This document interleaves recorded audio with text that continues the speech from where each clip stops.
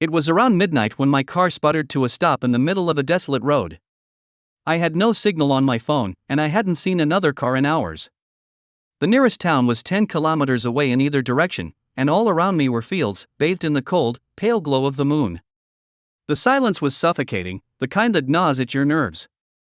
I stepped out, hoping to figure out what was wrong with the engine. That's when I heard it, the faint sound of footsteps crunching on the gravel behind me. But when I spun around, there was no one there. My heart raced. I tried to shrug it off, convincing myself it was just my imagination playing tricks on me. I got back into the car and locked the doors.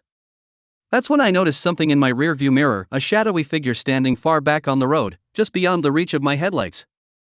I blinked hard, hoping the figure would disappear, but it didn't. Instead, it seemed to move closer, but not in the normal way people walk. It almost glided. Panic set in. My fingers shook as I tried the ignition again, but the car wouldn't start. Desperation clawed at me. I couldn't stay here. I needed to leave. The shadowy figure was now right at the back of my car, its form dark and indistinct, but its presence heavy and foreboding. I was frozen in place, eyes glued to the mirror, when suddenly the figure vanished. My breath caught in my throat. I didn't see it leave, it just wasn't there anymore. The air around me felt thick, like it was pressing in on me from all sides. That's when the radio, which had been off, crackled to life. Static, followed by faint whispers I couldn't make out.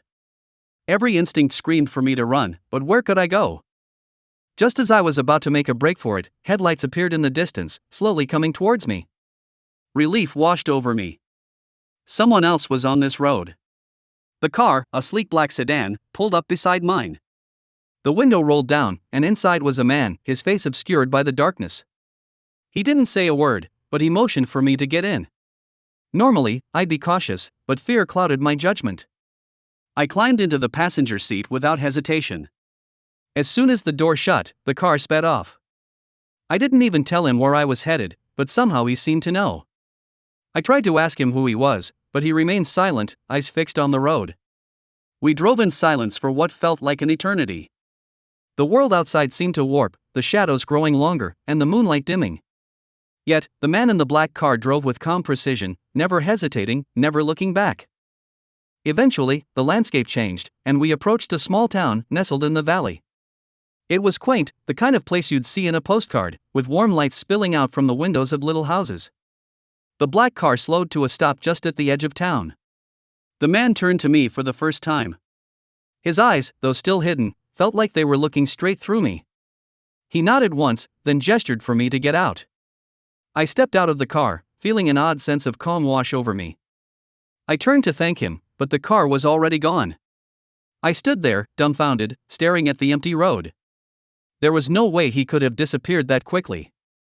As I walked into the town, I was greeted by friendly faces, locals who seemed genuinely surprised to see me.